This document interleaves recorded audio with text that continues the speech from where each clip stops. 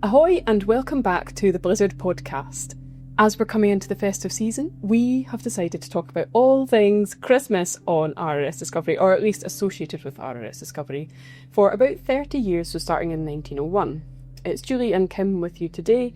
We'll be looking at items in our collections and stories from our collections that really help bring us into that festive spirit and share the secrets of celebrating Christmas or midwinter in Antarctica.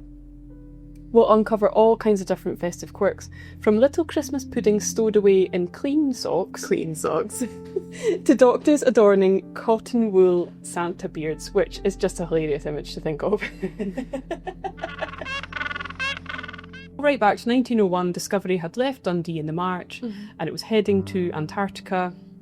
How did they celebrate Christmas in 1901 in December? Yeah, so they travelled all the way down and they stopped in a few different places, including in South Africa, to make sure that all of the equipment was ready for the Southern Hemisphere, so making sure that all of that was aligned properly. They stopped on some islands just off the coast of New Zealand and met their first penguins. And then they were in New Zealand because they found that they had a huge hole in the ship called the Dundee leak, which is still causing us a few problems to this very day. But whilst they were in dry dock and being fixed up, the men spent a lot of their time in Christchurch, which is right beside the port of Lyttelton, where the Discovery was. And the men really integrated themselves with society there. There was lunches and picnics and dances and dinners. I think I always have to remind myself that the seasons are different. So when we're talking of Christmas in the Southern Hemisphere, we are talking the height of summer. So it's going to be something quite different from what a lot of the men, especially those who hadn't been in naval service, either with the Royal Navy or the Merchant Navy before. It's the first time that they'd just sort of been experiencing that, like, November, December time in the height of summer. Yeah, it is, such an exciting time for them, and especially because this is where they're really starting to get into the nitty-gritty of the expedition. They know that they're so much closer to the Antarctic than they've ever been before, and it was an amazing expedition to be on to begin with anyway, so you can just imagine the fever pitch that everybody was feeling at that point. Yeah, and I always like to point out as well, like, some people met their future wives at this point. Like, they really did get to know the locals, and as they were departing, a local vicar had raised some money through subscriptions to get them a harmonium, which was going to be there for religious services and song, which of course is also plays a key part in Christmas festivities as well. And they were also gifted 45 sheep. Now, there was more than that were brought to the docks by the New Zealand farmers, but they had to raffle them off to see who had the honour of going aboard the ship.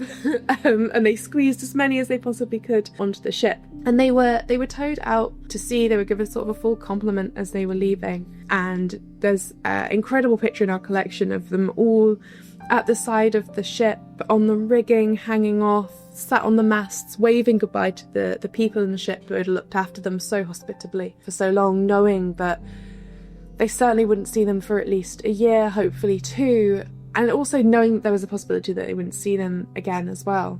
This moment of, like, heightened emotions really turned into such a tragedy, though, because Charles Bonner had climbed not just into the crow's nest, but was sort of hanging onto the mast above the crow's nest. You can see him on those photos in our collection, and sadly he loses his footing and falls to the deck, and he dies instantly. They pull into the nearest port down, where he was buried and given a full naval burial service. One of the men deserts at this point because he blames himself for what happened. Interestingly enough, that's where we get Tom Crean entering into the picture. That's where he joins the crew of the Discovery. Okay. This is, I want to say, the 20th or the 21st of December at this point. And so they celebrate their first Christmas by not really celebrating at all. They are just approaching Antarctica at this point, and they essentially have a religious service to mark the day, as everyone on board would have been a Christian at that point. But there isn't much festivities and joy that happens. Instead, it's a lot more sort of sombre remembrance that was just over the whole crew at that time anyway. But yeah, so a bit of an odd one for your first Christmas on board. I think they'd potentially planned a lot more sort of festive and upbeat and get yourself in high spirits before you get to Antarctica, but I think a death like that really shakes up a crew and how they feel.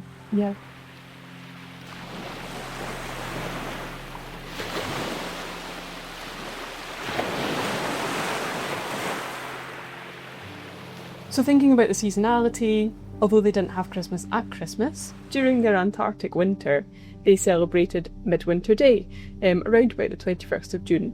This was a huge celebration, which was basically their Christmas. Kind of served the same purpose as celebration in the middle of winter. And we know that human beings have done this for millennia, celebrated getting halfway through those dark months, hoping for the sun to happen again. So it seems only natural, I think, that when you're in especially such a difficult place, that you'd reach out to celebrate at the same point in the year almost. They really put a lot into their midwinter celebrations. They had gifts that were sent by Mary Royds and Oriana Wilson.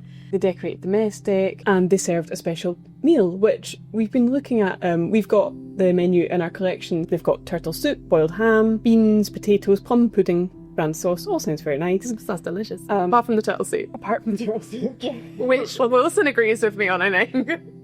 Yeah, so it's really interesting when you look at Edward Wilson's diary. He says that the Christmas meal was a bit thin because there were two things on the menu which I never touch here.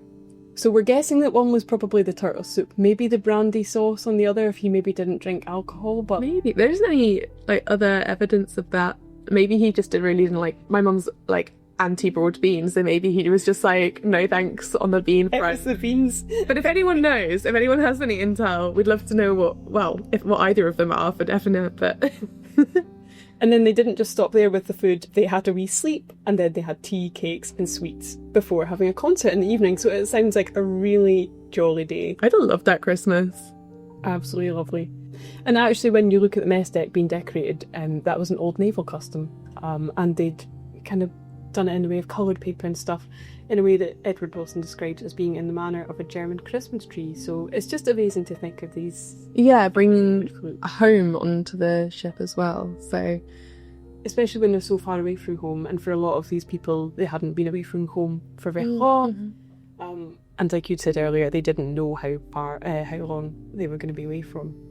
One thing in particular that I wish I had seen was that the men all put pictures of their pets out on the mess deck tables, which would have just been absolutely adorable.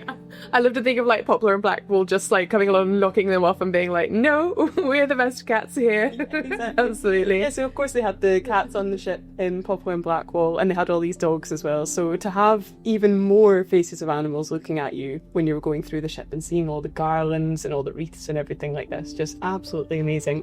I'm a little bit obsessed as well with the Stoker's table having a large block of ice carved with the head of a frost king with a crown and a hot poker. That's got to have taken quite a lot of skill to have done as well. Yeah, exactly. And although you think they had a lot of time, they were so busy doing their ship duties all the time that they wouldn't have really had a lot of downtime to themselves to be mastering making an ice block. With ice as well, so it's going to melt fairly quickly if it's in the mess deck, which is right beside where the kitchens are. Probably not something that he'd ever worked on before either. Yes. Unless one of the Stokers had a secret talent of being an ice carver. Who knows? So it's when you really start to look at these special activities in the diaries of the men and things like this that you really uncover more of life on board the ship. And their personalities as well. Yeah, absolutely. And what was important to them too.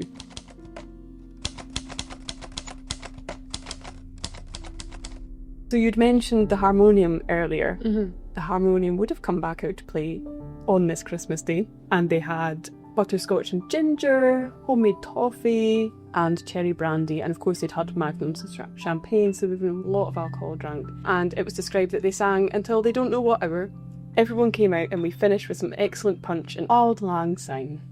And I think it's great as well because you're in the Edwardian era, so you have Edwardian music hall songs, which were often the same tunes, and they'd be sung in the music hall and in the pubs, and often they're the same as hymn tunes as well. So everyone at least knows the tune, and then the words, especially the choruses repeating themselves, are all going to be really easy to be picked up. We have a bit of a hint later on of this being something that continues in the best way. It is. I think what's really nice is it continues the tradition on Discovery that, so unusually on the Discovery expedition, although the crew and the officers ate at different times, they all received the same food. Mm-hmm. And that was really unusual for a naval ship of that time. And it seems like the crew were involved in as much as the Christmas, celebrations as the officers were as well. Mm-hmm. So it gives you another sense of that. almost like a family, like the camaraderie between the officers and the crew on the ship.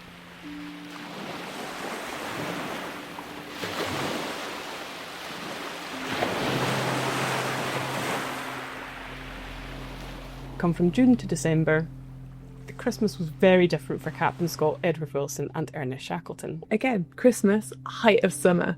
So this is a time when you are going to be going out and doing your longest, most adventurous expeditions. So between November 1902 onward, Scott, Wilson and Shackleton reached furthest south for that time. So they reached furthest south actually on the 30th of December, and at that point it was 82.28 degrees south. It was a pretty rough adventure for them, I think it's fair to say. Journey that they went on. Stunningly incredible, considering that the plan was literally just to walk as far south as possible, and if they got to the South Pole, great. But they didn't set out to do it, so if they didn't do it, it didn't matter. So it worked out well for them. So we didn't quite get there that time. It was definitely, I'd say, formative, probably for both Scott and Shackleton. So they were tackling blizzards, they were battling with learning how to use the skis for the first time, how to master, they'd given up with the dogs at this point, I think. One of the dogs had an early Christmas, so Spud woken up on the 6th of December. They had this huge stock of seal meat, and Captain Scott had written that he woke up on the 6th of December and Spud wasn't in his usual spot. Spud the dog, they thought, where's Spud? And then they found him with the remains of a pile of seal meat that he had scoffed all for himself. And as funny as they found it, and they did say they found it funny, and it is quite a funny image, this huge dog feeling very bloated and sorry for himself, having found his dream stash of meat. Not wanting to walk then, another few exactly, and the miles. Depleted the supplies of the men by about a week. Yeah. So he'd had his very early Christmas, but yeah, they were in a very bad way by the 24th of December. And actually they were at the point where they'd started writing poetry about the food and the hunger that they had, the three of them. So I don't know, Kim, if you would like to read this. Yeah, This poem from Shackleton's diary called Desire. Desire goes: duck crisp fried bread with salt and pepper, thick bread soaked in golden syrup, porterhouse steak and onions with plenty gravy, huge salad of fruit, and also green stuff, sirloin of beef with brown crisp fat, soak bread in the gravy, pastry, 3-cornered tarts, fresh hot crisp, jam hot inside, a pile of these with bowl of cream, jam sandwich crisp but heavy pastry and jam between, the end of a porridge pot providing there is plenty of milk. My mouth's watering. There's not, the fact that it's not, full sentences just shows a sort of stream of consciousness of the food that he's, thinking of and really wants to consume. I can't imagine it helps, really. I think if I was hungry, I don't know if I'd want to be thinking of all of the food that I couldn't get my hands on and wouldn't be able to get my hands on as well. Yeah. No, it is really interesting because they would have just had the pemmican and goodness knows whatever at that point. It's just really remarkable to think of what they managed to achieve with that. So if you think about this poem, and then we think about Christmas Day and what Shackleton managed to pull out and how much this would have really boosted the morale of his comrades. Yeah, when you think of, so in the diaries they write that breakfast is a pannikin of seal's liver with bacon mixed with biscuits, each topped with spoonfuls of blackberry jam. Yeah. It's not quite what we were just talking about. They then marched for 4 hours and had a hot lunch of Bovril chocolate and plasmon biscuit with 2 spoonfuls of jam each, which he describes as grand. It's just Tennessee thinking that physical activity, in that environment with the dogs the way that they were and everything, it's just absolutely unbelievable. And even to the point where Captain Scott thought he was eating things, but he was just dreaming. He was really, that was the state that they were at. So when it comes to Christmas, they find that the Christmas Day, the 25th of December 1902, is actually the warmest yet that they'd had. Clear blue sky, and they made really good progress on their march. The dogs were pretty much useless, but the men themselves were doing really well that day. So they'd had their bovril for lunch, and Shackleton was cook when they'd got to the camp for the night. but he had a surprise stowed away in one of his socks. Luckily a clean sock, but in his sleeping bag in one of his socks he had a surprise. And he pulled out a little plum pudding and he had a tiny little bit of holly with it. And just, I think that tells you a lot about Shackleton's character as well. Yeah. Was that he could, one, keep this secret, two, at the point where he was writing this poem and everything, he knew about this little plum pudding and what joy it would bring everybody. And they really did. They felt very full after that, and after they had such a good day of marching and things. So that is a completely different Christmas celebration, I suppose, to what they would have had in the June, but there's still little moments of joy in it, which is really nice. Delightful. And then, of course, 5 days later, they would go on to reach their furthest south point before having to turn back. So we now know about Christmas and midwinters on the first Discovery expedition, that there was those tiny moments of joy, those moments of personality, those moments of little happiness brought with them. And yeah, we know that the relief ships that came would have helped resupply those joys and those presents and those little surprises for the years going forward. But for the sake of moving on and telling you guys all about all of the Christmases on the different expeditions, we'll move on to the Oceanographic Expedition, which is celebrating its 100 years at the moment. Comes our phenomenal exhibition that we've done with the National Oceanographic Centre. If you're in the area, it's been really fascinating actually learning about how Christmas traditions and how just general traditions on the ship have carried on through the different discoveries, which is touched on in the exhibition. But we're really lucky that we have Alistair Hardy's diaries for the Oceanographic expeditions. So Alistair Hardy was one of the scientists on board. He was the guy who invented the continuous plankton recorder, which is the coolest thing you haven't heard about. But yeah, Julie, tell us about what he has to say about Christmas specifically. Christmas 1926. We're in South Georgia. Mm-hmm.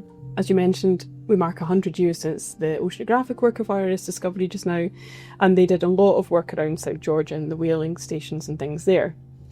At that time, they were also in the company of the RSS William Scoresby, which was also undertaking that work with them, so they were working in parallel together. So RSS is Royal Steamship. Yeah, because it later became a Royal Research Ship, but wasn't quite yet. And whereas Discovery had just become a Royal Research Ship. They love to make it confusing. There are a lot of things going on. So they were already a very happy ship coming into Christmas because they'd been receiving praise on the scientific work that they were already carrying out, and this was a great morale boost for everybody on board. And, you know, it's only the beginning of the praise of the scientific work that they carried out there. You had more than just the RRS Discovery's crew celebrating Christmas, you had both ships' crews, which would have been a really nice atmosphere, I imagine. Mm-hmm. So on Christmas Eve, they met for a punch bowl party at the marine station, and a jovial evening we had with songs, games, hijinks of one kind and another. Kim, you talked about Edwardian songs, and tunes and things, and how this would kind of tie into this story of Alistair Hardy. Yeah, so I'm guessing people were like, if it works the way it does in most places, you're sort of called upon, and like people, even the most reluctant people, are sort of shoved to the front, and it doesn't necessarily matter too much if you can sing. A lot of these are about sort of rhythm as much as they're about tune and stuff like that. So Alistair Hardy writes about that he sung a ditty from a play called Our Miss Gibbs. Now, Our Miss Gibbs, I found the synopsis for it and everything. It is about a Yorkshire lass who goes down to London to work in a department store, and all of the men, she's so pretty that all of the men flock to her sweet stall and become ill from eating all of her sweets. But she has set her heart on this lowly bank clerk, but it turns out that he's actually secretly a lord. It's a very Edwardian show. Oh, really? And then her cousin comes from Yorkshire and accidentally steals the gold Ascot cup, and hilarity basically ensues. The cup gets returned thanks to our Miss Gibbs, and because the cup belonged to his dad, they're now allowed to marry, and it all ends up happy in the end. So this was quite a well-known story and play at the time. Yeah, it was actually quite big. So it was first done in London in 1909, and then it was continually redone, and it was shown in Australia. So it was a worldwide hit. And it made it to South Georgia. And it made it to South Georgia, but Alistair Hardy changed the lyrics up slightly. So he took the tune and he kept the chorus, but he switched up some of the verses. So The first one, for instance, when Dr. Kemp, our director, world-famed dissector, collector of all forms of life, led a great expedition to put down sedition amongst whales where 'twas said to be rife. With high nets and low nets and all kinds of tow nets, he fished up life from the sea, but when someone below sang the song that you know, he flung it all back in his glee. So he sort of like made satirical comments on the things that were happening and people that they knew. The second verse goes on to talk about the skipper, the captain, Stenhouse, and so it really, to be able to do this on the fly just shows how much of a polymath these people were. They were into the arts, they were into their science. Hardy in particular was very religious as well, so to have all of this, like the breadth of knowledge that they had, as well as the individual genius that existed within some of them.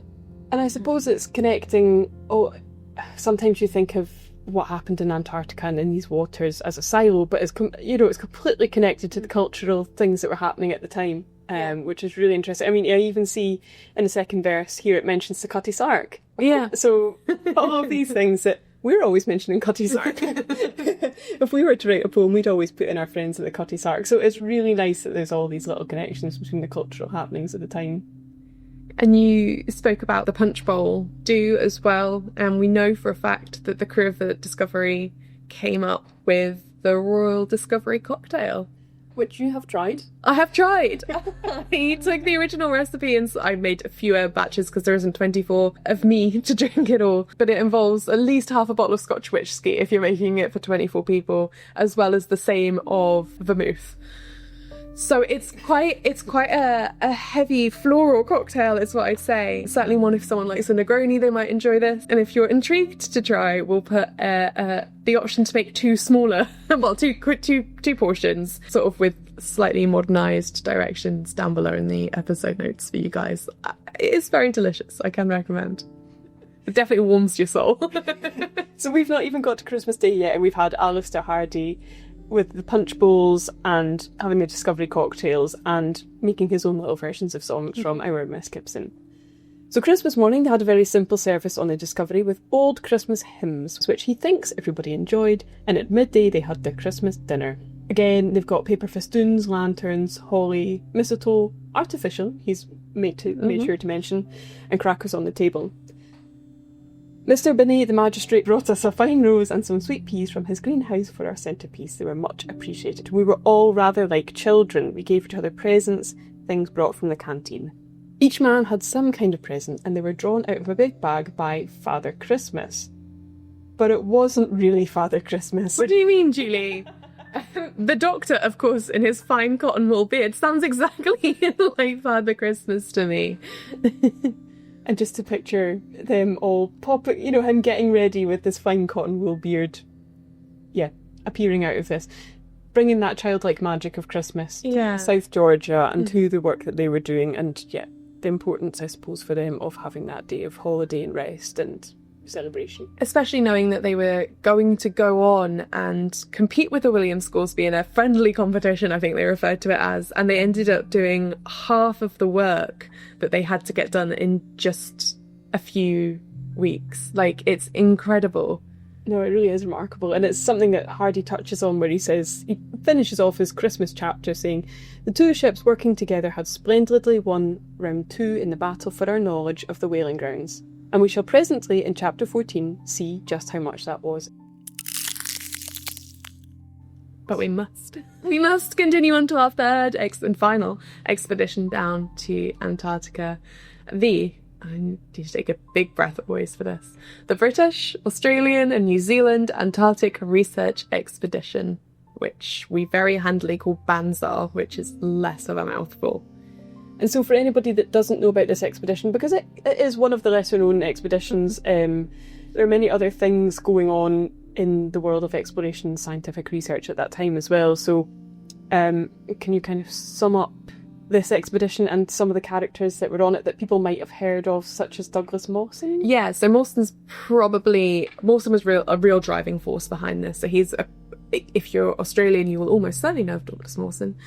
He was a very famous Australian Antarctic researcher and explorer, and the Commonwealth Office had said that they wanted to run this expedition, so they actually approached the government of South Georgia and the Falkland Islands to try and get the Discovery, because they specifically wanted the Discovery as well. And the Banzai expedition sort of had two prongs to it. So if you think about the global political context at the late 1920s, early 1930s, you've got the financial crash, but you also have the rise of sort of nationalism happening within countries and a lot of that stuff happening. So the Banzai expedition is going down on a two-pronged mission. The first is to continue science and mapping, but it also comes off the back of a government report that says that Britain could claim a lot more land than it does due to the fact that it was the first nation to see it. And that's currently how a lot of possession and claim works. Sometimes, obviously, that is overruling Indigenous communities. In Antarctica, that isn't the case. So this report comes out that says it's something like 800 square miles. It's a lot of area. That essentially the British government are like, we should be claiming this and properly internationally staking our claim.